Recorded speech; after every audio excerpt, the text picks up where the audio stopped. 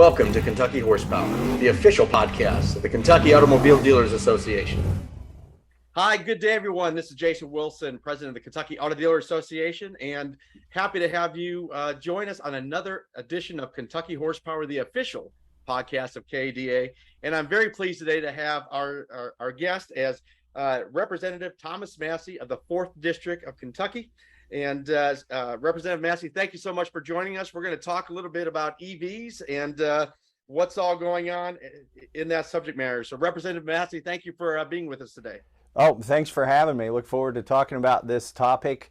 I'm a tech guy, went to MIT, got my EE degree, and was one of the first purchasers of the Tesla Model S about a decade ago. Wow. Wow. Well, you know, I thought based on our conversations we had a few weeks ago that you were uniquely qualified to talk about this subject matter. Again, you mentioned you have your Bachelor of Electrical Engineering at MIT as well as your Master's in Mechanical Engineering. But in your words, you're bullish on this technology, that you believe it is something important to help get us to an independent standpoint. But it's also bullish, but there's that other That's right. And let's jump into that and let's start, I guess, with your overall thoughts. And I think our audience would also like to hear what your thoughts are on your Tesla ownership experience as well. Sure. I'm a realist. You know, being an engineer, the glass is always half empty. but and also I have, you know, I've got a farm here in Kentucky. I haul cattle with a Super Duty truck. I run tractors, bulldozers, equipment, so I know what's inside of the operational envelope of my Tesla and what is not. Right. So first of all, let me say, after 10 years of owning this thing and being one of the first early adopters, it's really good at some things and it's not so great at others. Okay. So the thing that it's really good at is if you never go more than 50 miles from your house.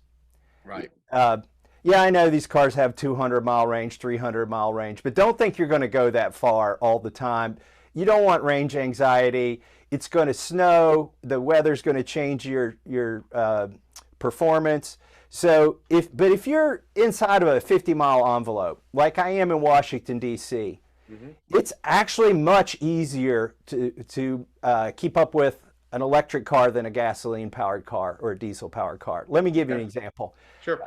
I ran my Tesla for a couple years, and then up in D.C., and then I took my Mustang up there, and I darn near ran out of gas all the time because I forgot to put gas in it. Right. People say, well, isn't it a pain to charge the car? Well, if you're commuting, it's not really a pain. It's like your iPhone. You park it in your garage and you plug it in, and the next day it's full. And if you got a good iPhone battery, you can go all day. And if you got a good car battery and you're not driving more than 50 miles one way, 100-mile round trip, you never have to worry about the range of the thing. So it's great for commuting, and it's easier than gas. One of my congressional colleagues, he always laughs at me. Every 6 months, he gives me a bottle of windshield washer fluid because every time I give him a ride, I never have it in my car because they sell that stuff out at the gas pumps, right? Right. So you find yourself like running out of windshield washer fluid because you never have to go to a gas station. Right. Here's where it stinks on long trips. Yeah. So I was a pioneer in this regard too. Before there was any charging infrastructure to speak of, I drove my Tesla in 2013 from Kentucky to Washington, D.C., which is far outside of its range. Sure. So what I had to do, I stopped in Charleston, West Virginia, and charged for a painfully long time. They have those, I call them slow chargers, at the McDonald's. And so I took a tour of the West Virginia State Capitol. Like I spent like half a day in Charleston. Okay. My 12-year-old son was with me too at the time, or 14-year-old. And then we got in the car, and that gave us enough to get to Cooper's Rock, West Virginia State Park, where we stayed in an RV camp. And I plugged into the 50-amp outlet. I got a slot that was big enough for a mobile home. And I parked my Tesla there. And my son and I had a mattress, and the Tesla back seats fold down, and I had this Kmart mattress we slept on all night. And then we swam in the campground, it has a swimming pool. We used all their amenities. We got in the car and we were just on fumes, which is trace electrons, I will say, made it to Washington, D.C. But now they have an infrastructure where you can charge, but it still takes me an extra 2 hours to get to Washington, D.C. from Kentucky in an electric car, because I can either stop twice and charge for an hour each time, or stop 3 times and charge for 40 minutes each time. And you have to plan this stuff out. And so as an example, we go to the beach. A lot of Kentucky hillbillies like me and my wife, that's what we do. We go to the beach every year. Well, sometimes I drive from D.C. and my wife drives from Kentucky in her internal combustion expedition. Sure. And we get there, we have a great time. We don't care whose car we drive while we're at the beach, but then we both go back to Kentucky, and she leaves me in the dust. She is not going to, she'll stop at the first charging station and eat Chinese food with me. But after that, I see her taillights for a while, and then she's home 2 hours before me. Sure. So anyways, that's where it's not that great. One way to look at an electric car, paradigm-wise, is when you buy that car, it comes with a $30,000 battery in it. Now it may be a $20,000 battery. It's almost like buying all of your gasoline for the car when you buy the car. Sure. And the electrons just activate the fuel that's already in your car, which is the battery, because the battery's going to deplete over a couple 100,000 miles, maybe less than that. So it's a one way to look at it is when you buy the electric car, the reason the price is higher than an internal combustion engine car is you're really buying fuel in the form of that battery. It's almost the lifespan of the car. You've got that much fuel, but you need to plug it in to activate that fuel. That's what the electrons do. So that's one of the ways that I think about it. And so that's the good and the bad and the ugly of it. No, that's a good point, and which brings me to sort of this these adoption rate projections coming from the Biden administration, and something you said, and I've thought about before, but it really resonated with me is, right now you go to a gas station, you're there, it's a 5-minute exchange basically, right? You load up at the pump and you go. So one of my questions are, as you've lived this, you've gone through this from it, what do you see from it, the American public as a whole, totally adjusting their mindset to that sort of a transaction where you have to charge and be there for an extended period of time versus just gas and go. And then what's the overall impact of that, plus some of the other items we'll get into regarding these adoption rate projections? Well, first of all, I don't think this should be anybody's first car. It should, if you're a household and you have two, you can afford to own 2 cars, this should be your second car. Because it will work for you 95% of the time. But in those 5%, are you going to go out and rent a car to go on vacation? Right. Or, again, if you own a Tesla, you can get there because they're actually ahead of the curve in terms of infrastructure. Right. I don't know what you do, frankly. No offense. I love Fords. I'll pick on them because I have lots of Fords. Right. I don't know what you do if you have a Ford and you want to go to the beach, or drive to Washington, D.C. The Tesla infrastructure is proprietary. Right. And I don't see any Fords plugged into it. And I also don't see charger stations for Fords, GM, Honda, Toyota. Pick your automotive. I'm just picking on Fords because I love Fords. But so just keep in mind, it's okay as a second vehicle. I wouldn't own it as a first vehicle. Now that's a good point. And interestingly enough, you mentioned Ford. Ford's been in the news a lot lately regarding their new EV plan that they're looking to roll out. And essentially, the ask is throughout the country is to have the dealers build that infrastructure for Ford, where they're to sell EVs. Ford's proposing that they have to install charging stations, these level 3 charging stations and whatnot. And in some cases, especially in our state here in Kentucky, because the infrastructure is not where it is in other states. That invest for the Ford dealer at this point in time can be anywhere from $500,000 to $1.5 million, depending on what is necessary to build that. So a lot of our Ford dealers are wrestling and grappling with that situation right now, based on again, that invest, and then what's the return on that invest going to be? How long is that going to be? Leads a lot of questions to our dealers. Well, also dealerships are not the place where you want to drive to charge your car if you're taking a trip on vacation. You don't want to get very far off the interstate. Some of these dealerships have large parking lots. They're not in the most prime, right next to the interstate locations. Sure. And also, do the dealerships want random people coming in and using their bathrooms? Right.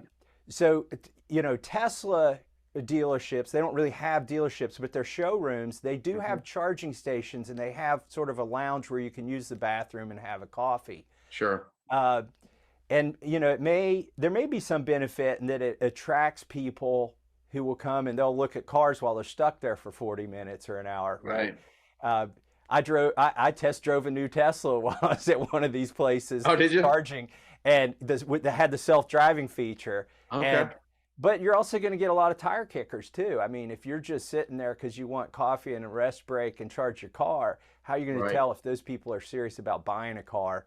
They're probably not if they're plugged into your charging station. Right. So, what Tesla did is they co-located their chargers, depending on the state and the region, with gas stations. So Sheetz, for instance. Right. When I drive to Washington, D.C., there are now like 4 or 5 different Sheetz where I guess everybody knows what Sheetz is.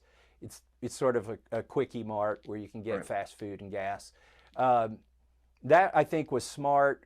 In the beginning, Tesla located some of their chargers in like parking lots for malls, which was kind of weird because if you're going somewhere, you got to get off the interstate and find a mall and then drive around in their parking lot until you find where the charging station is. Right.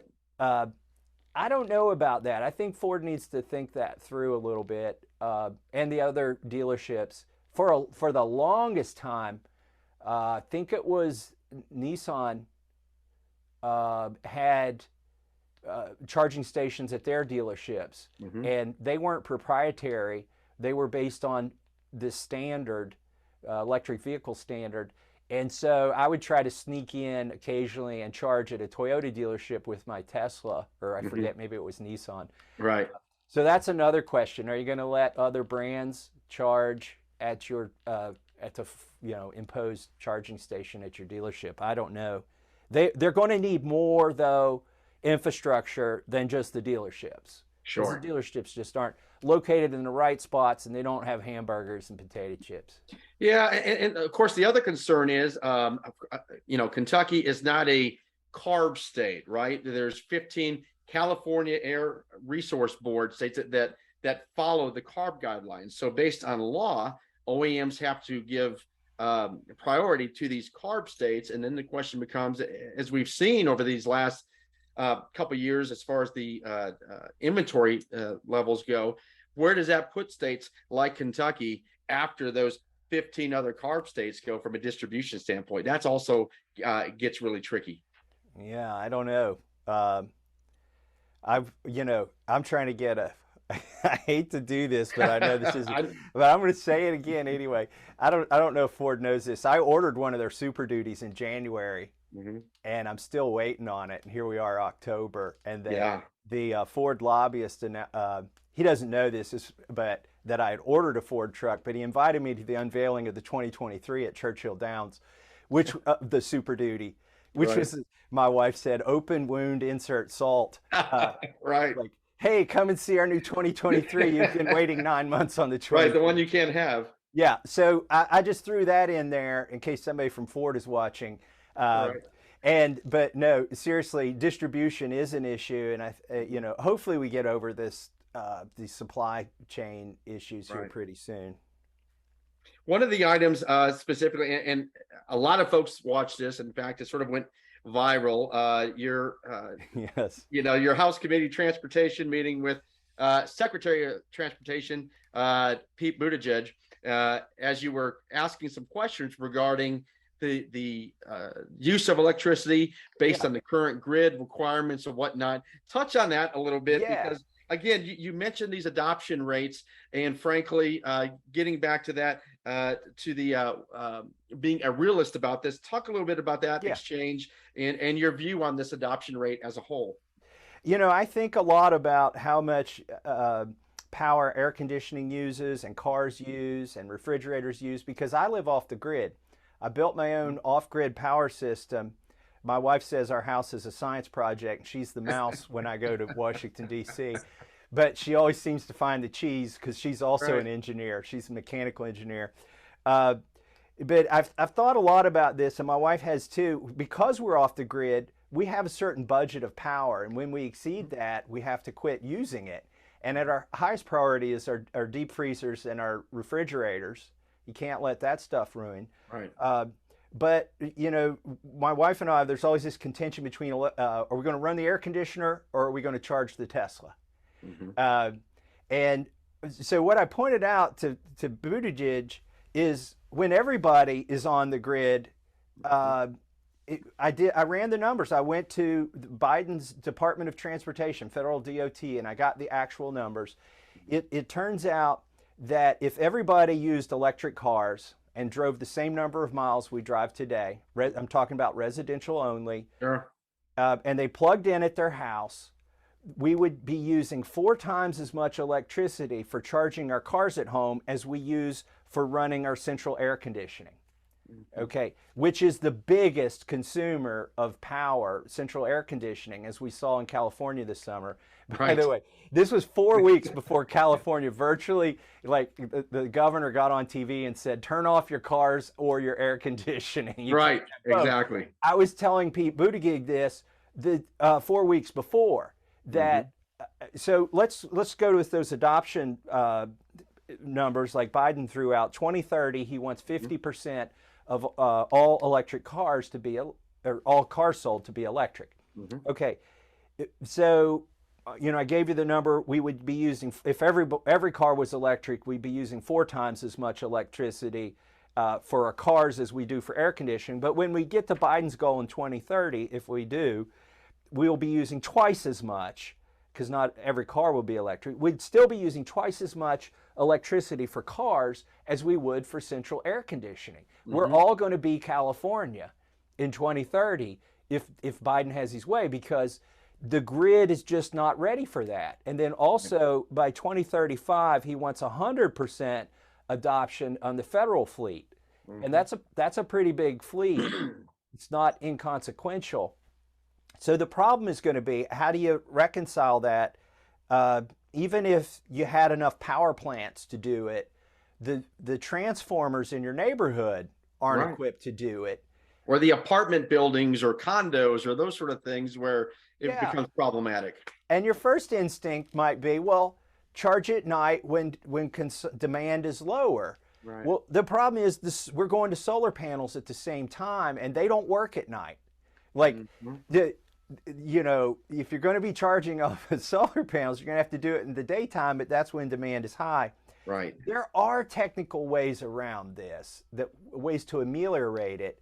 The Buttigieg didn't mention any of them in the hearing, but one of the things you could do, and again, this is a paradigm shift, and I'm not sure if consumers are ready to support their electric companies, to subsidize their electric companies, but they could build a car that when the grid is depleted or low on electricity, the cars start feeding back into the grid. Now, you may not be excited to go to bed with 200 miles of range on your car and wake up with 100 miles of range because your neighbor ran his air conditioner that night. Okay, that's a different paradigm for people, but it's one way to sort of, as I sit here and try and think of how could we get to these goals, one way to do it would be have the cars feed back into the grid, but still, again, you don't have enough base load supply, and we've taken too many coal plants offline here in Kentucky. So yeah, that's a really interesting thought or concept. Now, here's the other question I have for you. Of course, this huge momentum and push towards EV has come into place at post Biden election, right? When President Biden was elected, then we have all this with very little pushback from the OEM. So, part of my question is, and I think you put it this way, political science driving this versus actual science driving it. I'm a political science denier, by the way. Right. They try to call me a climate science denier or something. I'm a political science denier. Probably you didn't see this, but I also had John Kerry in front of me in a hearing in the Oversight Committee, and his only science degree is a political science degree, and he was testifying about global climate change. So that's the day I decided I'm a political science denier. So but go ahead. Yeah. So what happens if we have another shift, right? We have a presidential, obviously we have the midterms coming up, as you're keenly aware. We have a presidential election coming up in a couple of years, and we have a shift there. What's the appetite then there? Is this a government-led initiative, which is interesting from the standpoint of automotive advances through the years has been largely consumer driven, right? The features and demands have been driven by the consumer, and that's how we've evolved to where we are. Now we have a government driven agenda. What happens if that changes in a couple of years in your view? Well, there's one sort of bastion of common sense that remains in automotive manufacturing, and that's sort of in the heavier duty trucks. So I noticed when Ford unveiled their 2023 Super Duty, there's not a hybrid option, there's not a battery option. They put a bigger gas motor in it. They went from 6.2 liter as their beginning motor to 6.8 liter. Because the people who buy those vehicles they're buying them to get stuff done. Right. And it's not a whim. It's not like, oh, I want, this feature or that feature. They're more practical vehicles. So what might happen is you might have a lot of consumers who thought they wanted one thing who now migrate into commercial vehicles because they still work, and those supply chains, those sort of design parameters didn't change on the whim of a political appointment. So that's kind of, honestly, that's kind of where I'm going. When the Cybertruck, when Elon announced the Cybertruck, and then Ford and other companies have electric vehicles, I looked at it and said, can I haul my cattle with that? Right. And you could for short distance, but you can't get stuck at the stockyards, or a mile from the stockyards with 8 cattle behind you.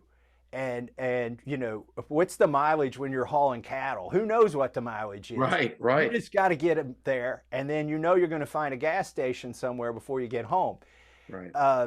So we haven't abandoned reason and common sense in every segment of the automotive market. I think whoever keeps making a gasoline commuter vehicle is going to be in pretty good shape here in a few years when sort of reality comes crashing home. And again, I'm bullish on electric vehicles. I love them. In the zombie apocalypse, when the zombies take over the refineries, I can still charge my car at my house and go anywhere. It's independence if you have solar panels on your house. So I don't want to just be all, clouds. I don't want to be Eeyore on this, but I'm also not going to lie to you about my 10-year experience and looking forward. Yeah. So look, safe to say, I think what I'm hearing from you is they absolutely have their place. They have their role. They are great in certain instances, but this notion that we're just going to be in 2035, we're going to be 100% EV seems void of reality and more in political science, to your point, versus real science. Yeah, I mean, look, they're faster than lightning too. Yeah. I mean, I had a 69 Mach 1 with an aluminum head racing motor I put in it. And I sold that in part to get my Tesla, which is much faster than that thing. Yeah. So, they do have a place. They are fun to drive. They're great commuter vehicles. But if you got to get your family from A to B and it's more than a couple hundred miles, I would make sure it's your second vehicle, not your first vehicle. And if you're a farmer and you've got to haul equipment, don't think you're going to do very much of that with an electric truck. All good points. Look, I know we're up against the time here. So in closing, first, I want to thank you for spending some time with us here today so we can talk to our dealers about this subject matter. It is front and center of everything for our dealers right now, as not only just that the dealer model looks to evolve, but Kentucky infrastructure is also just sort of beginning this process and putting this in place. So very much appreciate your thoughts on this. And thank you for spending some time with us today. Well, I want to thank you all. One of the reasons I came on is the dealers support me, and they also, I got a lot of positive feedback when I tried to introduce some reality to Pete Buttigieg in Congress there in that hearing. So I just want to thank you all for supporting me and always being available to answer my questions too. Absolutely. Well, thank you very much. Ladies and gentlemen, that'll conclude this edition of Kentucky Horsepower. We'll see you down the road.